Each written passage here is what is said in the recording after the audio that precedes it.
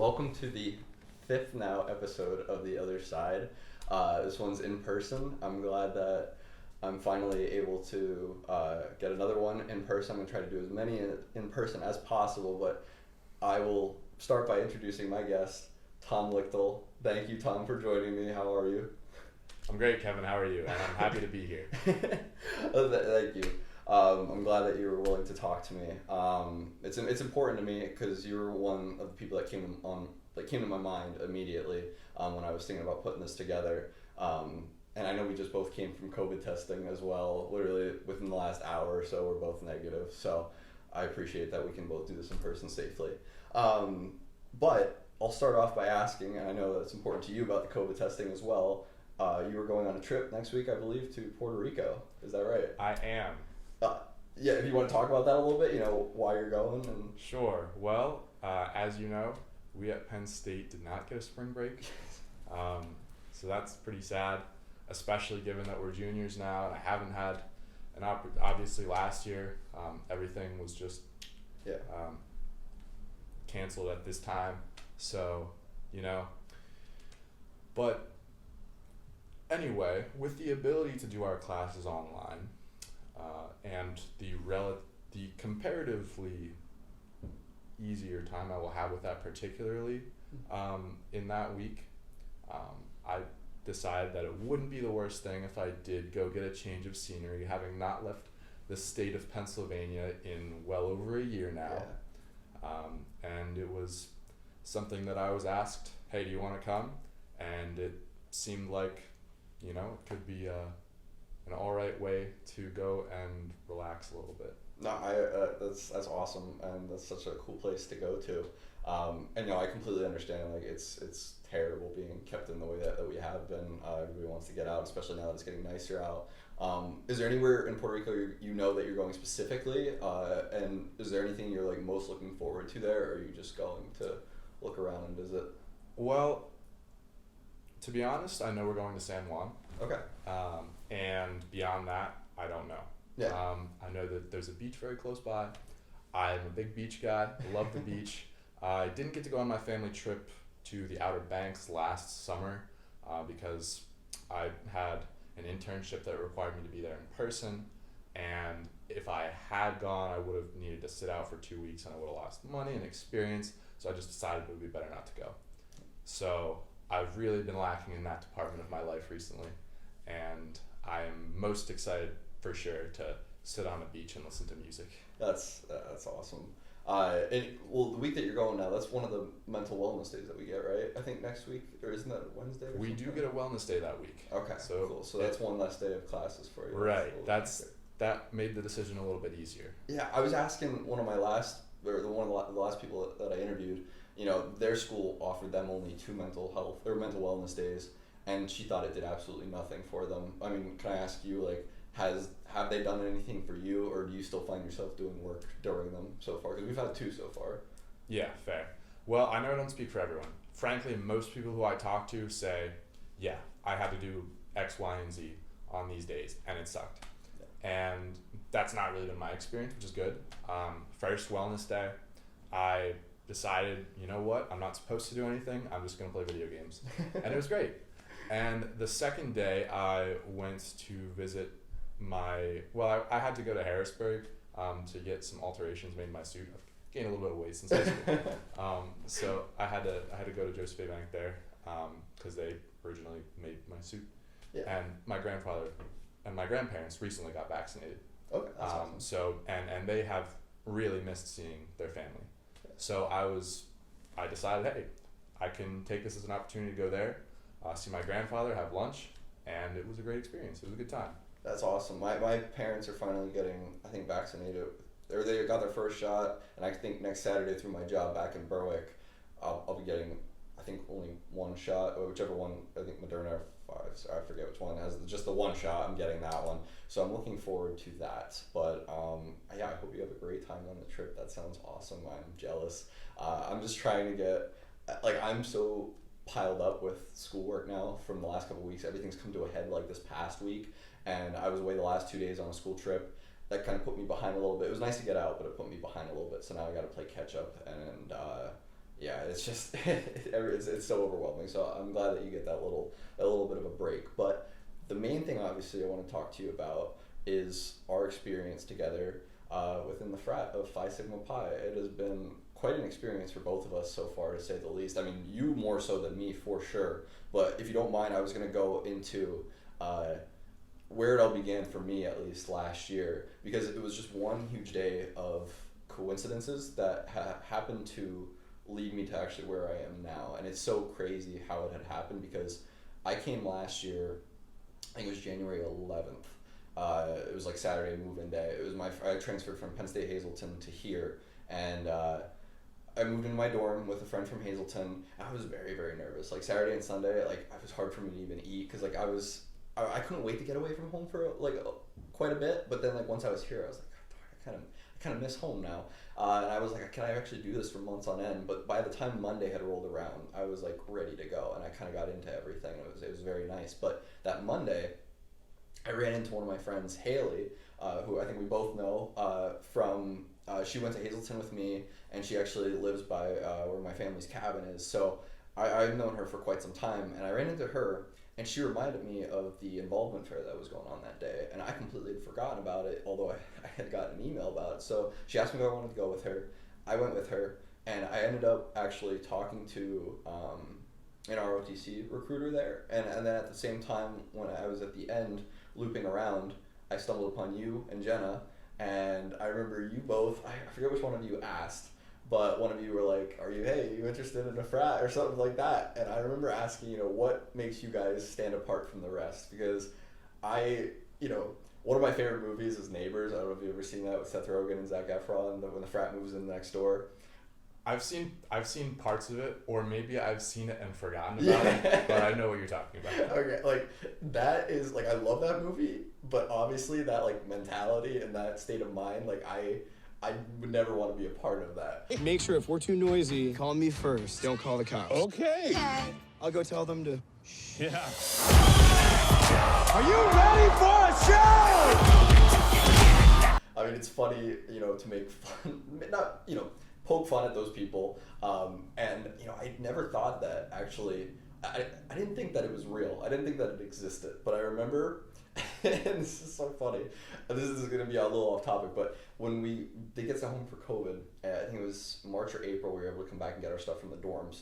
It was one of the frat houses on like College Ave or Beaver, I forget, I was confused the two streets, but one that's like really big and built in stone. I forget which one it is, but there was a ton of frat dudes with their shirts off, shorts, backwards hats, like sunglasses, like tight shorts, and like I swear to God, they all had their like chest stuck out like that, and they were playing Pong on the front lawn, and I was like, oh my God. That's what you see in the videos. That's what you see in the memes. They actually exist. So yeah, it is a very relevant culture, and I wanted to make sure that when I talked to you guys, that you guys were different from the rest, and it seemed that way. And I never heard of a frat, being like co-ed or like all inclusive. Like there's girls in it as well, and there's guys. Can you talk a little bit about that? Like how it is all inclusive and everything. Sure. So I think the gender inclusivity in Phi Sigma Pi is probably one of our great strengths. Just because you not only have the networking potential that you would have in one of your social frats that you're talking about, yes, but you also have the opportunity to really like test your ideas against people who come from very different walks of life from you. And I think that overall, like creating a marketplace of ideas that is just not necessarily what you'd see where maybe everyone in a group, like again maybe what you're talking about, when everybody kind of looks the same, everybody more or less thinks similarly, that's not what we have at Phi Sigma Pi.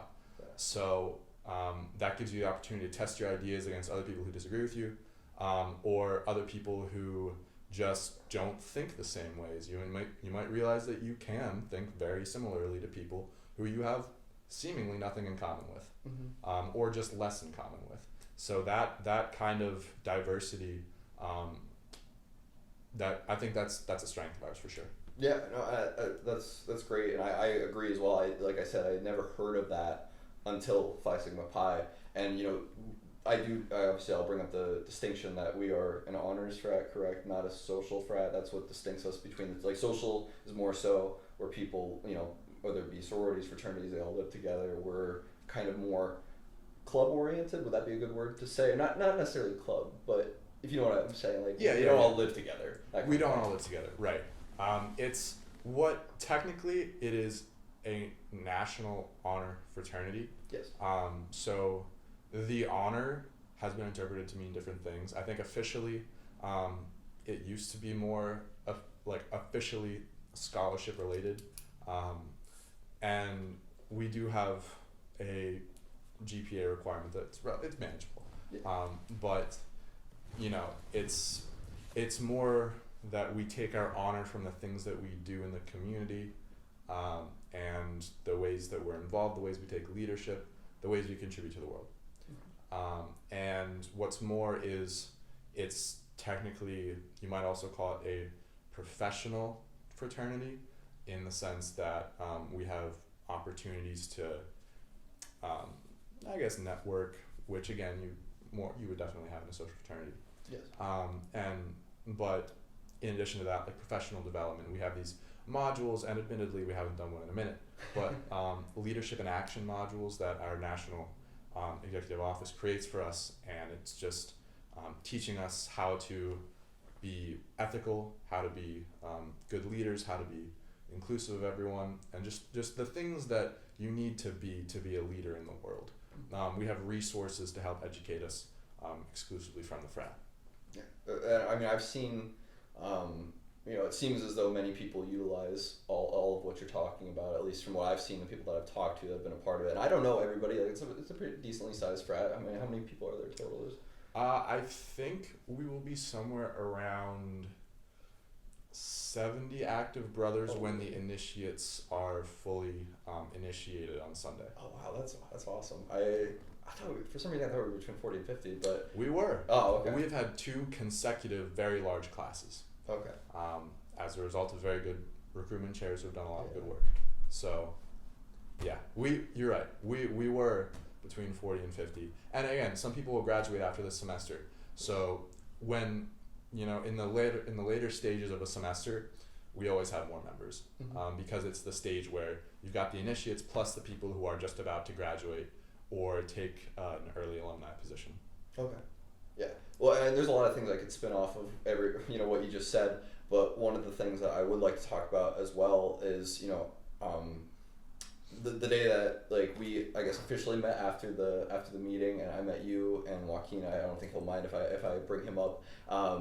But I remember, and this is to go off the networking aspect of it as well, because some of the people that I've met, it's amazing to me. You're one of them, and I'll get into another person a little bit later. But I remember I had the list of the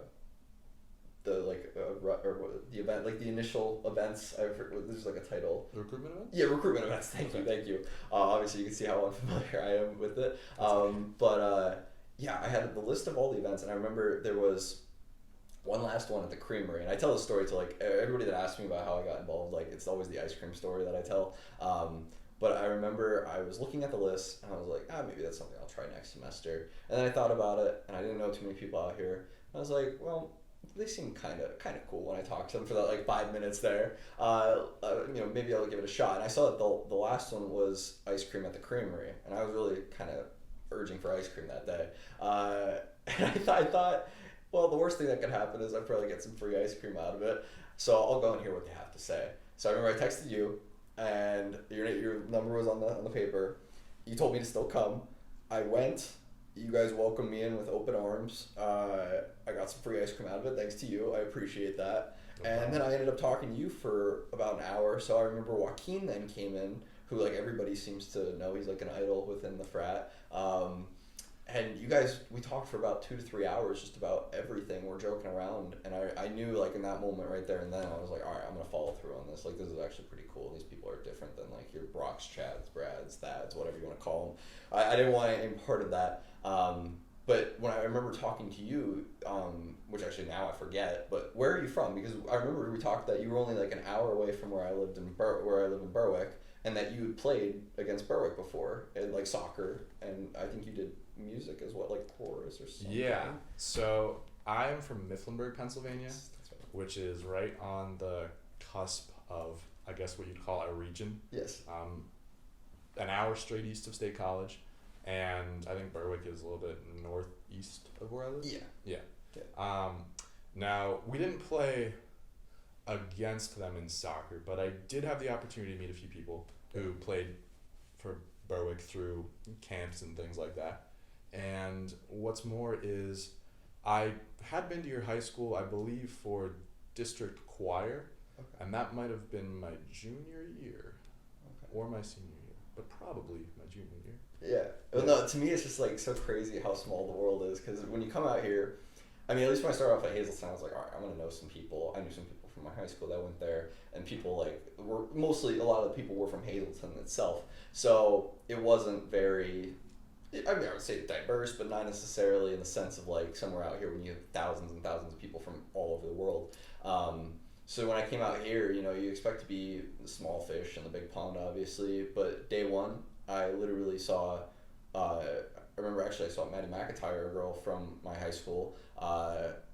She was part of one of the clubs that I'm forgetting here. I saw Haley from Hazelton, and then obviously I met you like a week later, and that's just like, all of that is just so bizarre to me how small the world it actually is. And another thing as well is, you know, thankfully through this frat, I met one of my closest friends that I've had out here, Brittany Bennett. I don't think she'll mind if I talk about her either, but yeah, no, and the thing that's funny about her is that she's literally, she lives in Bloomsburg, which is 15 minutes away from where I live, and like, I had heard from one of my best friends in high school about her brother, who I met then at Hazelton, and I was like, all right, well, what are the odds that I met him? There's no way I'm gonna meet his sister out here.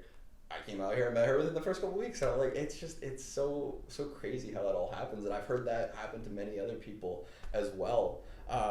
So yeah, it's crazy to me.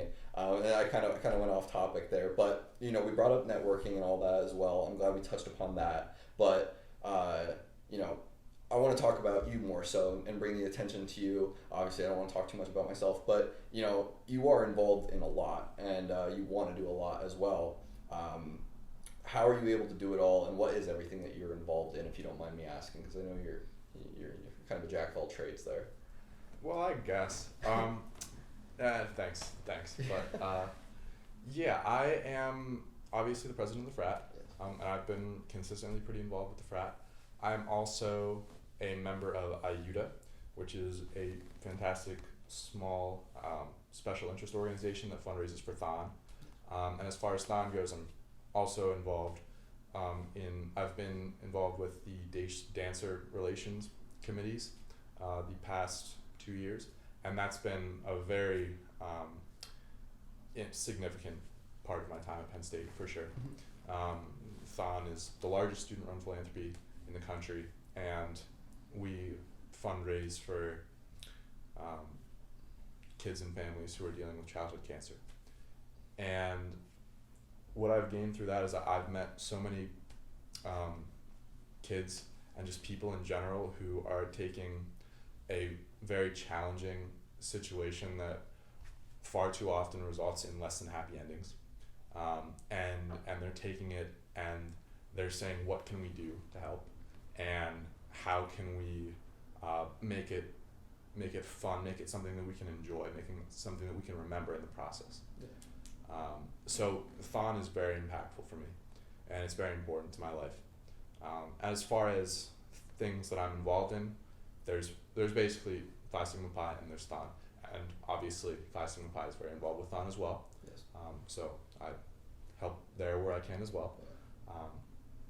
And also I am a public speaking mentor with Penn State Learning, so people will come in.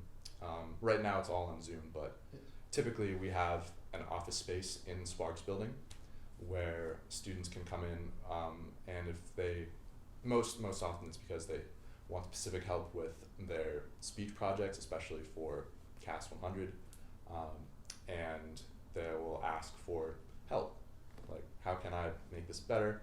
How can I make this argument make more sense? How can I make this effective so it leaves a mark on people? And I help them with that. That's really cool. I think you're probably the perfect person for that, because like I know when I first met you, you were very like joking and like, you know, fun, easy guy to talk to. But then I remember when we were going through the initiation process, going to the meetings, and like you'd raise your hand for something, you were the treasurer at the time. You spoke very like professionally and respectfully, and I was like, oh, wow, okay, he's very professional. I was not expecting that. So I think you're really good at, you know, that balance. And you know, every week, you know, whether it be on Zoom or when we're in person now as your president, you got to talk in front of 50 to 70 people or so. And you know, you're very good at that, as well as incorporating your humor and still like having a fun time with it all in one, being professional all at the same time. You know, and I mean, I know you kind of talked about that, like everything that you're just involved in now, but do you ever find it hard to balance it all? Like, do you feel overwhelmed at all with it? Or do you have a good like system of how to accomplish all of your tasks? Well, yeah, yes to both, I think. Yes, I definitely feel overwhelmed many times, especially when thon season rolls around, especially late January, February. Yeah. That's a very involved time for me. It's where you kick into high gear for fundraising, and also as a dancer relations committee member, it's when you meet the dancers that you'll be working with, and you have to do a lot to make sure that they will be able to survive, and not only survive but like flourish throughout the 46 hours that they will not be standing or sleeping. Yes. And that's a lot of prep, but since you learn who your dancers are at that stage, you have to, everybody's different. So the way that you kind of get to know them is very important in a pragmatic sense, because as you get to know them, you get to learn what's important to them, and then later in thon weekend, when they are struggling to keep moving, to keep awake, then you can be able to talk to them about what's important to them, and keep them fresh, keep them inspired, keep them motivated, and that's very important. That's a little bit tangential though. No, that's okay. But yeah. I appreciate you sharing that, and I mean, this was kind of more the frat related, and I remember seeing part of it, but if you don't mind me asking, I don't think he'll mind either, how it came about. I remember you shaved his head, correct? And I did. I only saw pictures of it, but like, how Yeah. did that come about? How was he okay with that? Like, just can you tell me a little bit about that? Yeah. So Ian and I live together. Yes. And he is one of my best friends. He's a good guy. He's a great guy. Our thon chairs reached out to me and asked me to put something in the e-board group chat that said, hey, we're going to do a gauge, I guess, for thon weekend fundraising. And once we hit certain milestones as far as collectively how much we've raised, 100, 200, all the way up to 1,000 for the weekend, we will incentivize people donating by promising to do certain dares. And my dare was the $200 dare. And so anyway, Wendy asked, hey, Wendy Schneider, one of our thon chairs. Yeah. She asked, Tom, can you get them to think about what they would be willing to do for money? And I said, sure. So I relayed that message, and my dare was, I told Wendy, I'll do anything. And Wendy said, all right, I need you to do an interpretive dance if we hit $200. And I said, all right, that's easy. So put Thunderstruck on in the background and did an interpretive dance. And was that in your story? I think I might have. it was Okay. for a little bit, but for copyright purposes, it was taken down. Yeah, Instagram. But the video exists.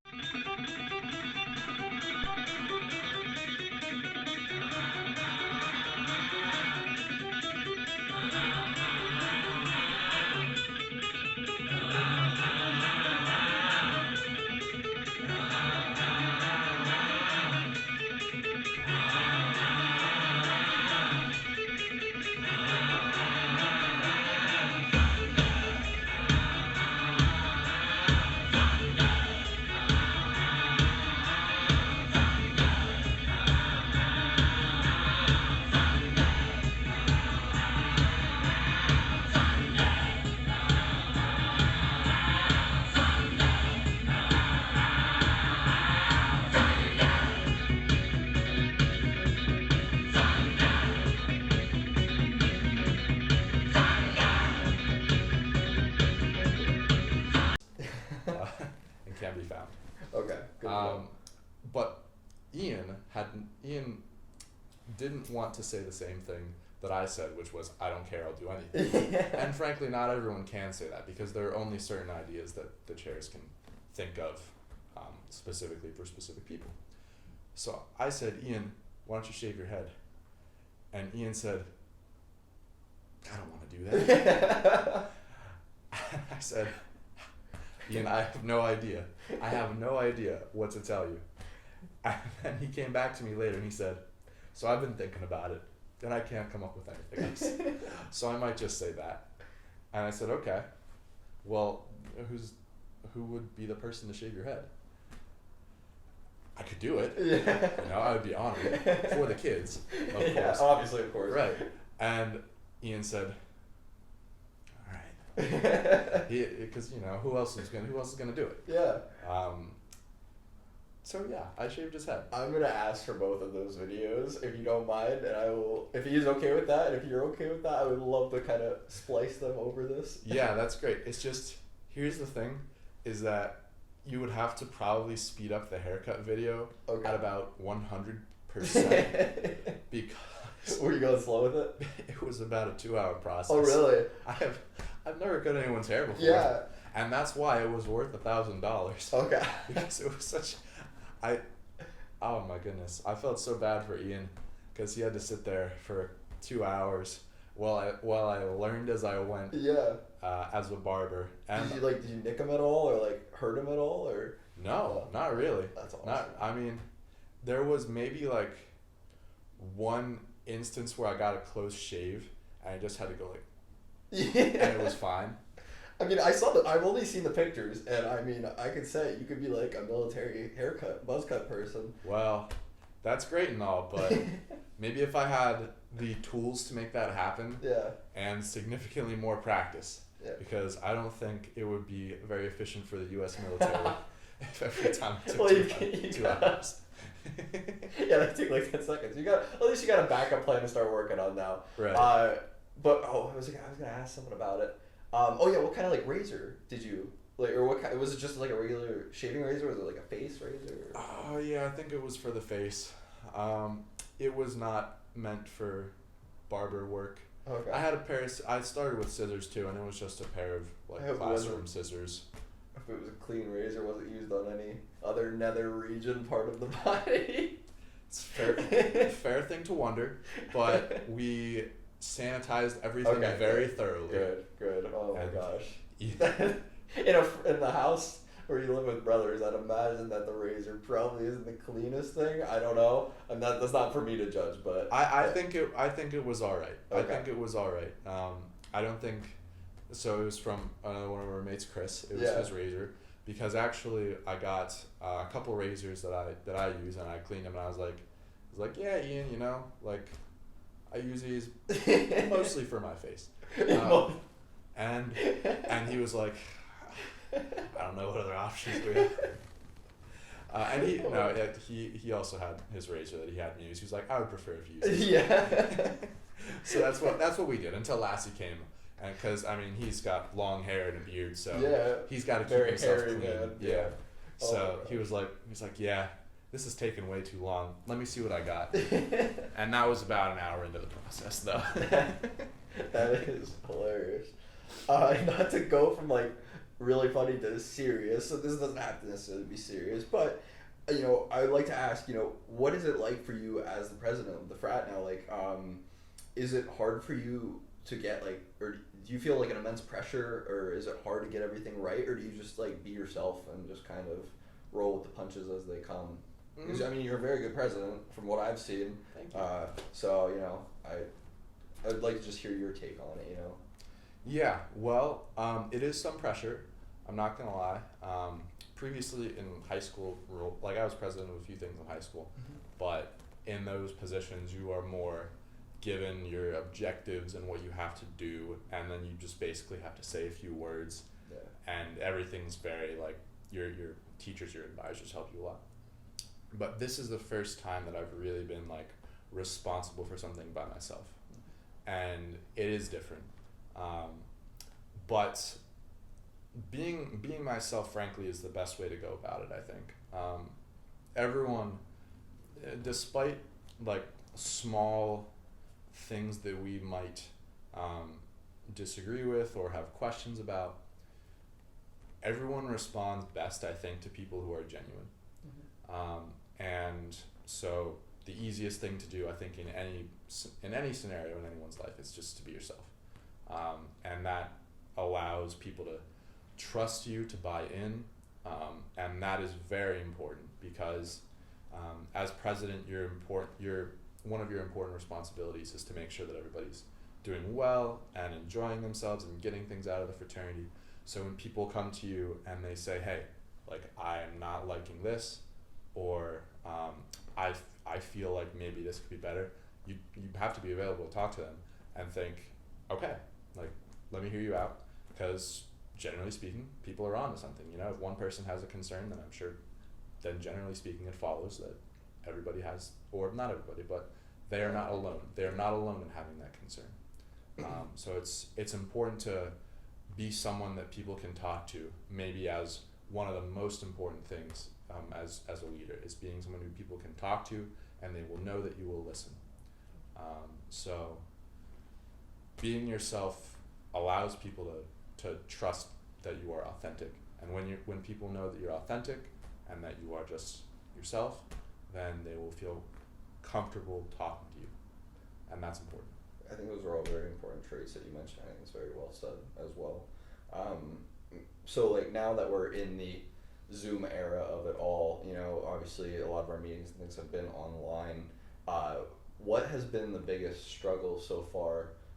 This could be the whole entire frat, like anything that you've seen. What has been the biggest struggle for the frat moving forward now that we're in this Zoom era? Is it just, you know, that we can't meet in person kind of thing? Or is it, you know, obviously it's been a year now, so a lot has, you guys have, you know, kind of, I don't want to say gotten used to it, but you know, find a way to work around it. Is there any other kind of struggles that you guys deal with? You know, I know we all work as a team as well, or mostly you guys. I've kind of been on the back burner for the last year. I haven't been too involved, but. So are you asking, like, are there things related to COVID or related to Zoom, or like, what are our biggest challenges with Zoom? Biggest challenges with Zoom, yeah. And if there's not a specific answer for that, that's we can move forward. I didn't know if there was anything in particular. I guess the biggest thing would probably be the in-person aspect of it all. Right. Well, yeah. The answer to the question is right in front of us, right? Yeah.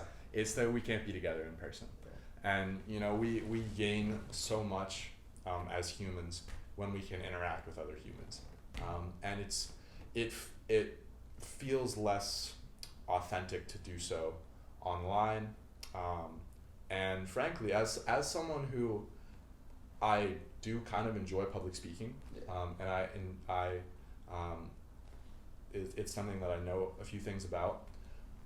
I like to speak in front of people, and I like to think that I have a good sense of where like what a crowd is feeling, and so I use that to my advantage. You know, I like to break the ice with humor if I can, and it's hard to do that on Zoom. It's hard to do that on Zoom because even if people react, you know, they're all muted, so yeah.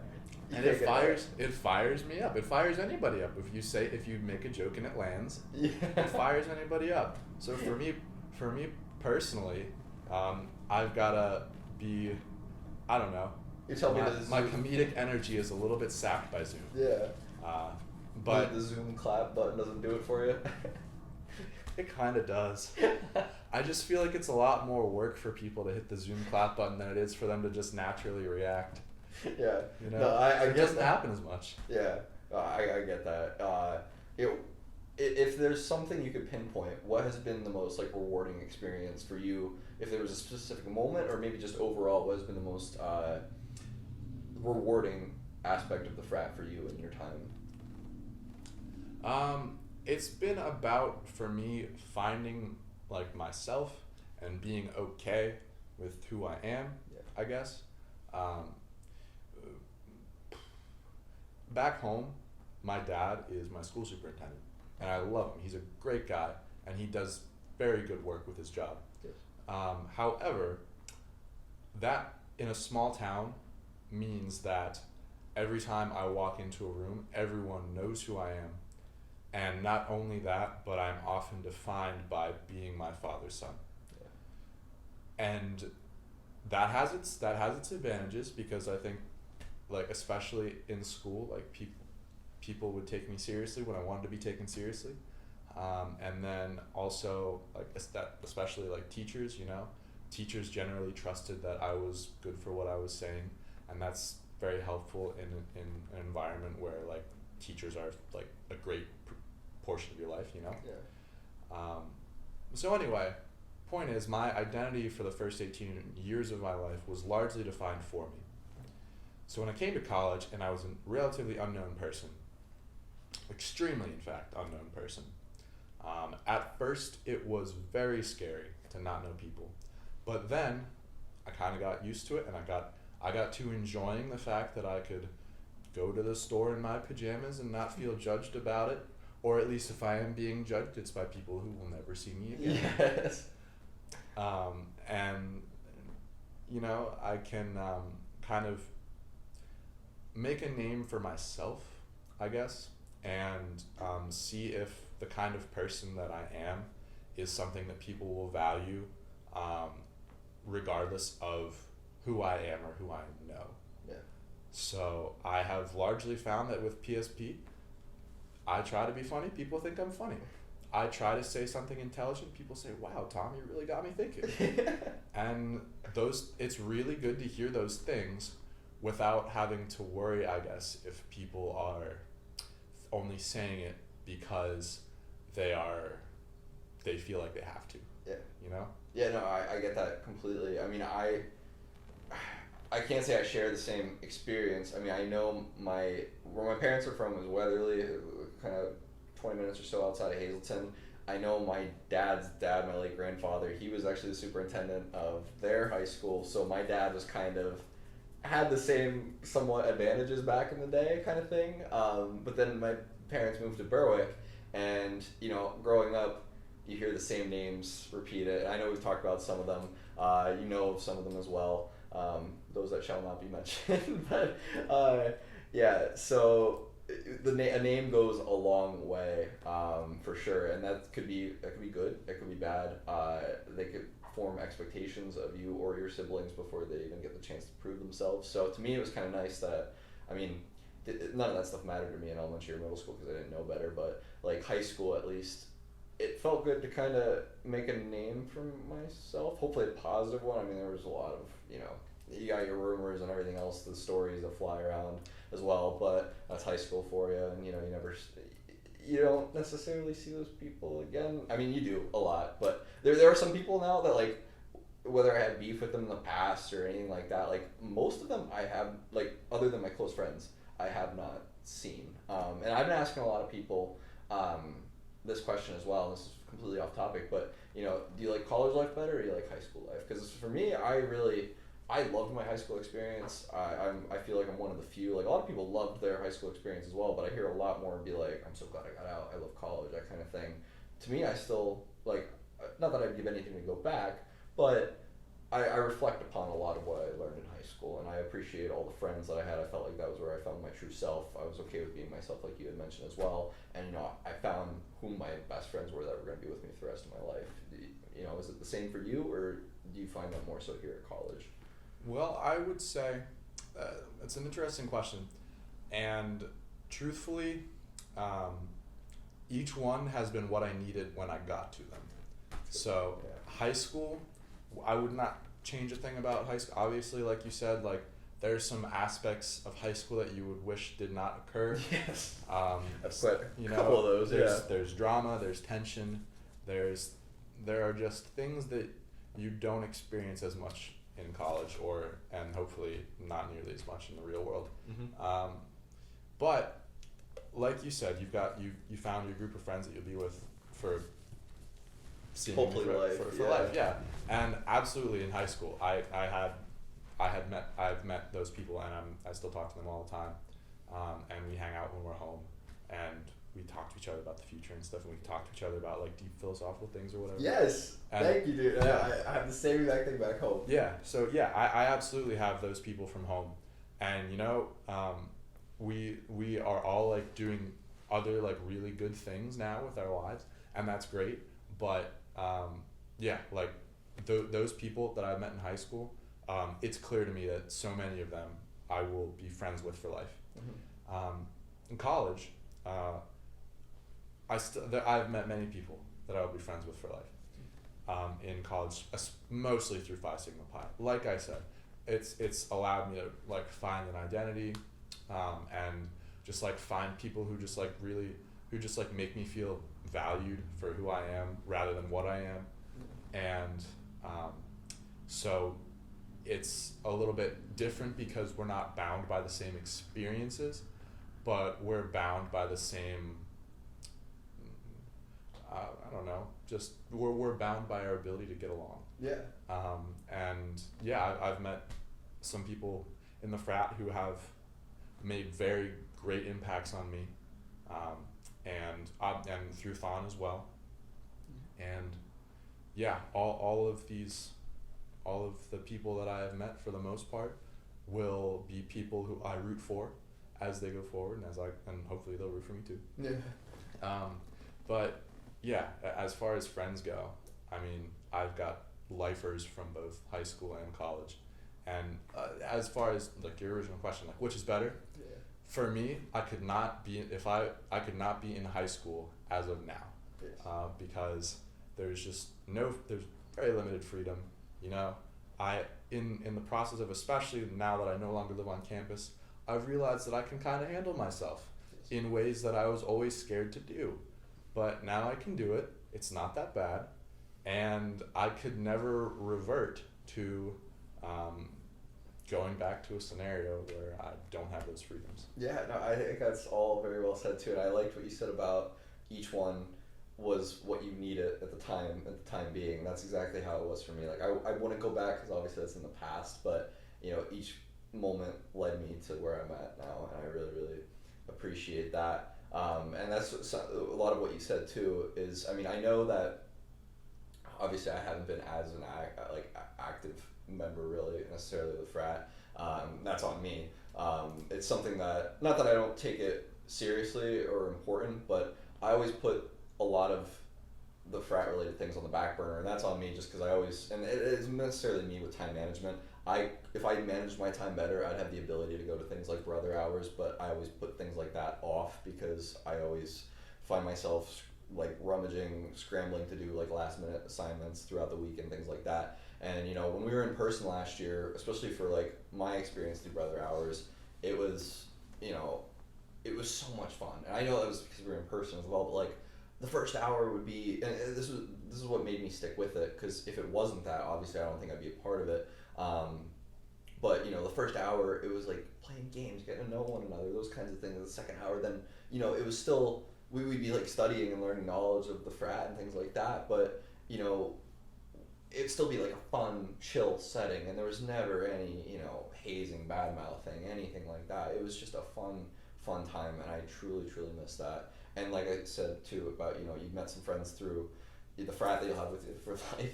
You've met some friends from high school that you've met with you that you'll have through life, and I think like someone like Brittany, for me, is someone that I'll be lucky now to carry with me throughout life as well. So I'm glad and thankful for the opportunities that it's given me.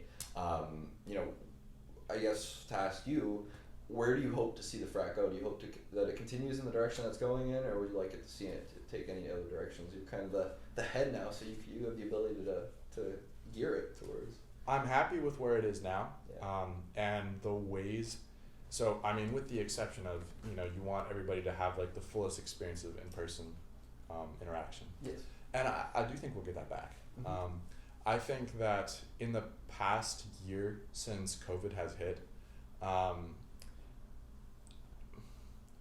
I think it specifically helps that our recruitment classes of people have known what they were getting into.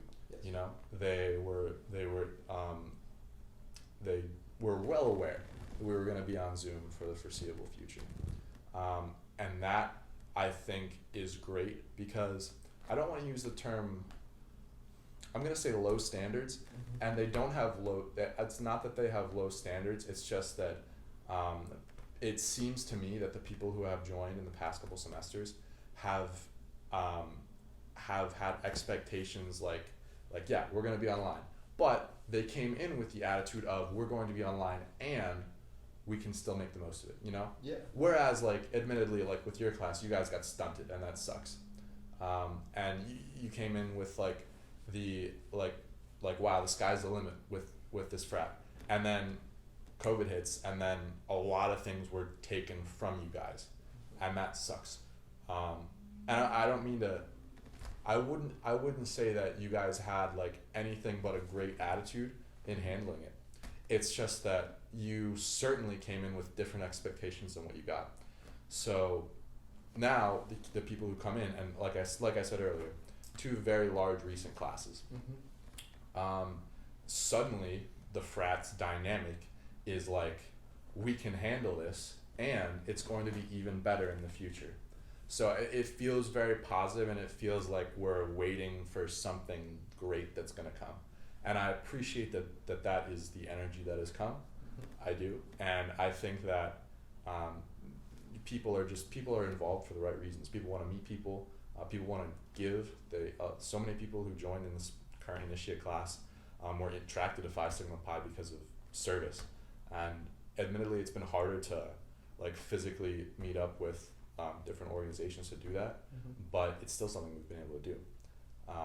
And so I guess for me, to bring it back to your question, is direction wise, I'm all about the fellowship aspect of the frat, and people getting along. And when I go to brother hours, I just see that people are laughing, and you can't always hear it, like I said, but people are enjoying it, people are getting into it, and that makes me very happy as the person who is like more or less responsible for everyone's well-being, I guess. So that just makes me feel so excited for when we get back to in person. And yeah, I'm very excited with the direction that the frat is going. We're making all the right moves to improve ourselves and improve our interactions, so that when we get back to being fully in person, things are very good, and we've got a great like nurturing environment. Yeah, I agree. I mean, last semester, this goes for everybody that I talked to last semester that like interviewed me, and now this semester as well, like the initiates that I've interviewed or like I'm going to talk to, all of them have these positive attitudes, and it baffles me because they knew what they were getting into, and I don't know, maybe it affected me differently, having that high and then getting hit with COVID and going, things went down. It still is hard for me to find that motivation to do the things through Zoom, and that's admittingly. But I know a lot of like, at least my class as well, like they all know each other and gather and have fun with each other and things, have all their inside jokes and things. I remember I went to the Weirdos fundraiser that we had a few weeks back, and I was just like standing in the corner like, I guess, if I maybe contributed myself a little bit more, maybe, I could be a part of that. Well, not that like I was discluded or anything, but like people were talking to me, but at the same time I was able to see that interaction and that like, I don't know what word I'm looking for, but their sense of like camaraderie with each other kind of thing. And like I was gonna say too, I tell the initiates, yeah, it sucks that you guys are online, but like I always relate back to the first 2 months that I had and how much fun it was, and I was like, just wait for that moment, because when that comes, it'll be so much better. But like you said too, it seems like they're still doing just as much. They still have just as much motivation, dedication online as in person, and I think that's really, really cool. So hopefully, now that the vaccine's out and everything else is, we're learning more and more as the days go on. Hopefully things can start to return back to normal. Because I would like to see you guys more, and I'm only friends with like a couple of yous in there, like close friends. But I'd like to get to know even more people in there as well. And I know something else that I tell the initiates as well is like something that I was kind of nervous about going in is you have to be friends with everybody, and it's not necessarily, that's not a bad thing. You don't have to be, but like I feel like everybody finds their group of people as well in there, and a couple of people that they stick with.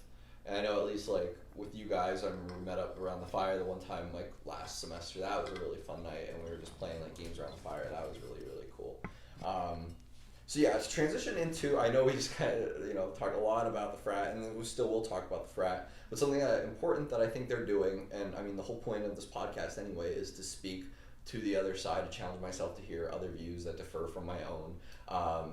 And this isn't me like affiliating any of my views with the frat specifically, like they're two separate things obviously, but I know you at least have been a huge advocate for it, and much of the frat has been a huge advocate for it as far as like social justice and the political climate that we're in now. What has the frat done so far to help it or to assist the fight that seems to be going on, or that not seems, but that is going on in the world against whether it be social justice or just any other thing on the political or social spectrum of it all? What is the frat doing, and why is it important for the frat to be involved in these things? Mm-hmm. I know it's kind of a loaded question, so I apologize. No, that's okay. That's okay. So first of all, I guess I should start by saying I might not be the best person to talk about this stuff.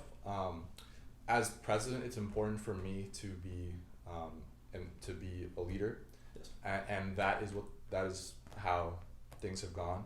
Is that in world events recently, it's especially important to be not just not racist but anti-racist, and that is a position that the frat has taken very seriously, and part of that is talking about race issues, and frankly, it's a little bit it's challenging for me because I grew up in a small town. And very, very white, and obviously I'm white, and so it is challenging for me because these aren't things that I noticed when I was growing up. So it's a lot of I've done a lot of learning in the past couple years about why it's important to talk about social justice and anti-racism. But as far as the frat goes, we are aiming to be leaders in the professional world, and so as part of that, it's important to know what I guess especially marginalized groups have gone through in the past that has brought us to this point. And it's something that I would say now, it's not necessarily been something that was highlighted as much in our high school education. Mm-hmm. And granted, my dad's a superintendent, I told you this, so I understand that there's an infinite number of things that you have to learn as a high school student, and even before then. But nonetheless, this is something that maybe wasn't given as much attention, specifically when I went to high school. Mm-hmm. So it's important to learn historically, not only what has led to the current climate where there is so much social unrest, specifically about race and all sorts of social justice issues, but why people are upset, why people why is there a problem? We have to talk about the existence of the problem, because the existence of the problem is probably what constitutes the largest difference between people when it comes to social justice issues, because people don't necessarily recognize that a problem exists. And in order to effectively solve a problem, we have to first identify the problem. So that's especially something that's very important to the frat in its efforts anti-racism. As far as what the frat has done specifically, the big thing is our service chairs, Kadamari and Owen, did a great job with putting together a roundtable discussion where we talked about race issues, specifically when a group of Penn State students, I believe it was Penn State students, they Zoom bombed. Oh, yeah, I heard Yeah. about that. I'm not familiar with it. I just remember reading about it. Yeah. So the Black Caucus, which is a Penn State club, with the involvement fair now being virtual, it's more of a space for for like anyone can go and sign on to the Zoom and learn about the club. Now, unfortunately, with it being the case that anyone can go, which you want to encourage everyone to go, right? You want to encourage everyone to go and experience what your club is about or your organization and get a feel for it, and hopefully they might be interested in joining. But then, unfortunately, with everyone being able to go, a group of people joined the Black Caucus Zoom and said a lot of, I believe, slurs, insensitive things, and it was just something that was impossible to foresee on the part of the Black Caucus, and it wasn't fair for them to have to experience that. So we had to talk about why that's important, and what especially we can do as a frat to better our community, because bettering the community collectively is realistically the way that we can avoid having such things happen in the future. Yeah, I don't think I could have been possibly said any better. I mean, you could definitely be like, I mean, I know we talked somewhat about what you want to do career-wise, but like, man, if you were president or senator or something like that, man, you'd have me convinced on anything. You're just so you're charming with the way you present yourself, so that's a very good thing to know. I kind of got lost in there, but no, there's so many points to go off of there. The first, I guess, would be you talked about where you came from and how that was you came from a very, very white place, and that me exactly too. I mean, the black people that were in my grade, I can say at least two of them were very close friends of mine throughout middle school and high school, and actually one of my closest ones in middle school, like he was like I was going through a tough time in like 7th grade, and it doesn't matter black, white, whatever, but I mean to me anyway, but he was someone that was there for me like when I needed someone new the most, and like he helped me get through a really rough time, and he's still, like, we lost touch kind of throughout the years. We still keep in touch, and actually the other one that I was talking about, he's actually, I'm gonna have him, his name's Jimmy, very good friend of mine. He's gonna be on when I go home. I'm hoping to get him in person. Very talented guy, very hard worker as well, level-headed guy that I wanna talk to. But I can't speak for them as to what they might have experienced going throughout like high school or being in a very white town, the way that I always saw it. And maybe that's why it's hard for me to see some of these things the way that other people do here, is because I grew up in a town, very small, 10,000 people, which isn't necessarily big or small, but everybody kind of knows each other, or at least looks familiar to each other. And the way I was raised as well was just to treat everybody equally. And so, growing up, I mean, I was in Holy Family, which was a Catholic school, very dominantly white. But then once I got to middle school and high school, like, I had friends of all different backgrounds throughout, and I never looked at them as, oh, they're black, oh, they're this. Like, it didn't ever occur to me. I didn't see a color there. And yeah, and like I said, a lot of those people, and even when I went to Hazleton then as well, a very diverse group of people there, and I had several friends of different backgrounds.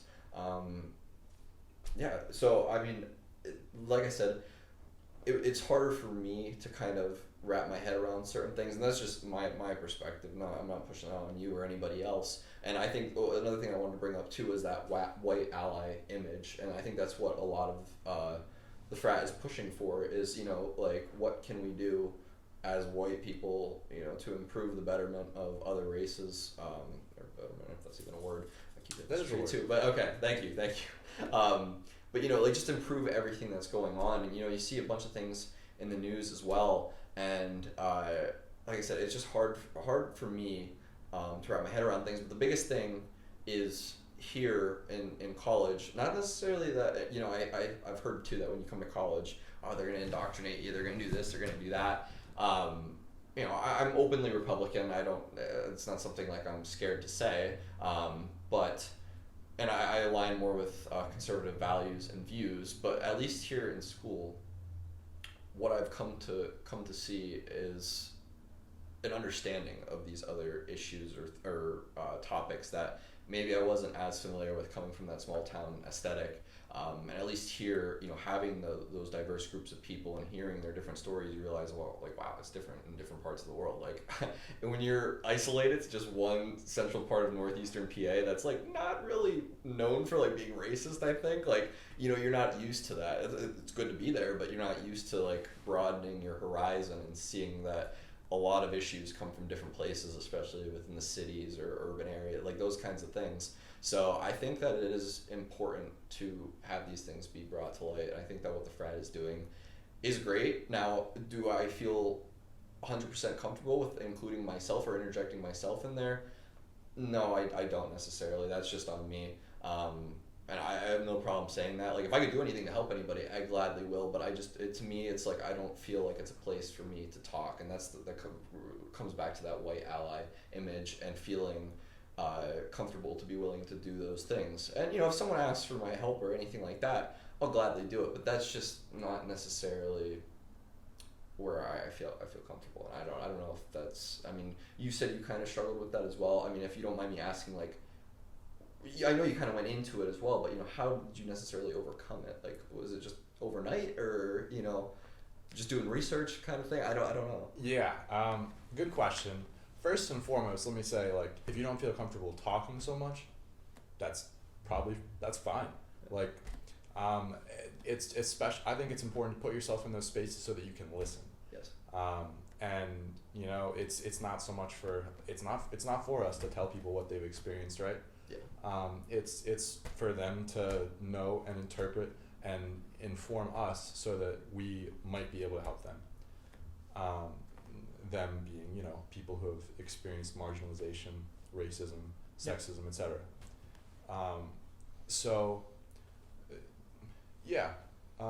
As far as how have I overcome that, I really haven't. It's more that right now, as president, it's my responsibility to facilitate the conversation to an extent. It's my responsibility to get people talking. And I can't talk about experiences very much, but I can talk about historical facts, for example. Like, we do talk about this day in social justice history is something that we added a chapter, and it's something that I work with the service chairs, Katamari and Owen, to ensure that we talk about, like, not only like the successes that people of marginalized groups have had and the contributions that they've made to our lives that maybe we've overlooked, but also to look at historical ways that, like, especially racism can be traced throughout history. And again, I can't talk about experiences very much, but what I can do is give people the knowledge that maybe they didn't have, to then start thinking, or at least start listening, and understand that these experiences are real. They're traceable, and the problem exists. Like I said, it's so important to know that the problem exists. That's the first step to solving the problem. Is to know it, see it, identify it, call it what it is. So it's and fortunately, I've I hope I can. I guess I'll ask him about this later. But my roommate Kelvin, my first 2 years of school, he's black. He's from Kenya, so he hasn't necessarily had the experience of growing up in America as a black person, but he has had many experiences being in America as a black person. And talking to him about his experiences has really given me perspective that I never would have had. And not only that, but he's brilliant. He's incredibly smart. And nobody knows more about world issues than he does. Him being someone from a completely other place and then coming here to the United States to learn. I can't even imagine what that's like, to leave your total existence behind for something else. And so in order to do that, obviously he had to be very familiar with what the world looks like. And so he's incredibly knowledgeable. He's a great person for me that I've been able to talk to about why these issues are important. And in talking to him, in sometimes in me saying, I don't understand this, it's not necessarily his job to make me understand, but I've been like grateful to have the opportunity to just have a dialogue with him, and he'll be like, okay, so you don't understand this. Let me tell you why this is important to me, and that coupled with what I learn periodically about, again, like historical facts and important instances of marginalization that maybe don't get talked about enough. Those things have not necessarily made me feel like I'm totally comfortable talking about race, but they have helped me to at least be able to open my mouth, say, this is what I've learned, this is what I know, so let's talk about it. That's awesome, and I actually got to meet him at a birthday party early last year. Very nice guy as well. So yeah, I mean, I just I appreciate you sharing all that, and you all said it very, very, very well. I'm glad that you're our president. I think you're taking the frat in the direction that it needs to go, deserves to go, should go. I think that that's all very, very important. I think all of us as brothers are better for it, having you as our leader. So I think that whoever the heads of the whole national, I guess, frat, they'd be very proud to have you represent Penn State's chapter. So yeah. But with that being said, I can begin to wrap things up because we've talked for quite some time, and I really appreciate your time. I know you're a busy guy as well. I'm glad we were able to fit this in, and I also appreciate you bringing me my letters that I have now gotten. So I appreciate it, and that we were able to match during this as well. I still, and hopefully I'll get it to him by the time this comes out, but I was planning on, because I never got Cooper, my big, a paddle. I know Owen gave me the idea because he was my little last semester. He painted me a really nice paddle I have hanging in my room. And I was like, I remember Cooper got me this bag of, like, when we put our interests on things, like I wasn't expecting it. But when it was revealed, the Big Little thing, he got me like a bag of all of my like favorite foods and snacks and drinks and things like that. I remember corn was one of my favorite snacks, and he put a freaking like corn, just like half, like I don't even know, corn cob kind of thing, and it was Corn is just one of your favorite snacks. No, not one of my favorite snacks. It was one of my. I put it. I think it was one of my favorite. I think vegetables was his favorite vegetables, and he just put a freaking like corn cob in my bag, and I was dying at that. I thought that was awesome. But I was like, I would love to make him like a paddle and give back if I could, but I'm not a very artistic person, so I'm actually waiting for my roommate from Costa Rica, Carolina, to come back and help me out with that because she's very good at like painting. She's part of a sorority or an agriculture sorority here. And I remember she was doing them last semester, and they were very, very well done. So I'm hoping to get her like input on that when I make it for him. But with that being said, do you have any final? I think we touched on everything, but do you have any final words or pieces of advice or anything you'd want people to take with you? Maybe advertise the fraternity. I know we're getting towards the end of the semester now, but what maybe someone watching that's interested could look forward to coming next semester, what they can do to become involved, that kind of thing, if you want to. Mm-hmm. Definitely. So as far as frat things go, just to close out the conversation on social justice, again, I'm not necessarily the most qualified person to talk to or to talk about social justice, but I like to think that I'm already listening. Our social chairs, or not, our service chairs, Kadambari, Prabhakar, and Owen Abbey are very good people. Yes. And they're very good people to talk to about these things, and they've done a lot to facilitate those conversations. As far as frat things to look forward to, Penn State is planning for all in-person classes next semester, which is great, and I assume that means that in-person events are going to be a go as well. Mm-hmm. So that means for us, we're probably going to get back to working with various philanthropies. Hopefully we'll get back to working with Cradles to Crayons in Philadelphia, where we helped previously to just package like clothing and toys for kids during the holiday season to get them out. Kids in like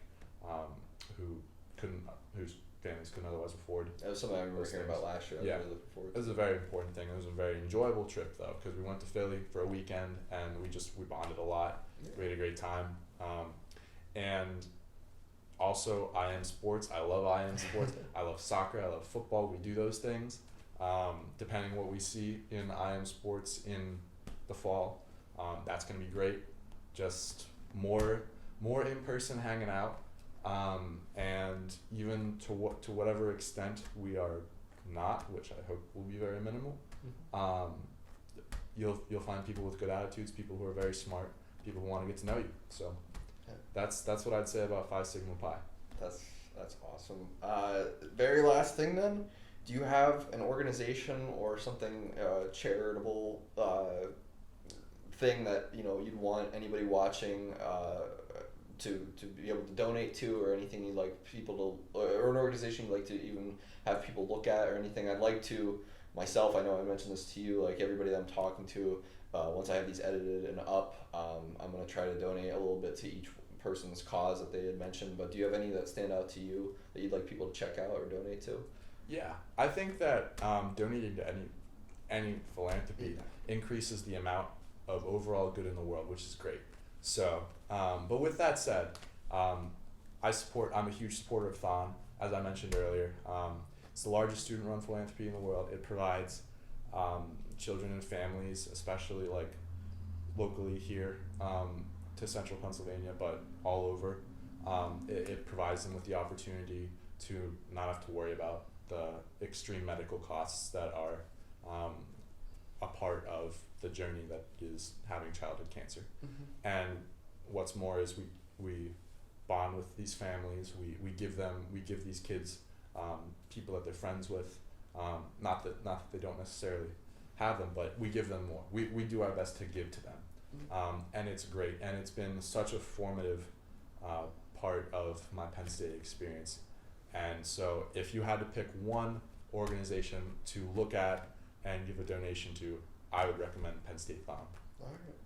Well, thank you. I will put the information for that in the link of the video and also on the bottom of the screen. So, all right. Well, thank you again, Mr. Tom Lichtel, our Phi Sigma Pi president. I really appreciate you sitting down and talking with us. That was great. I'm glad I was able to come, Kevin. It was a great time. Thank you.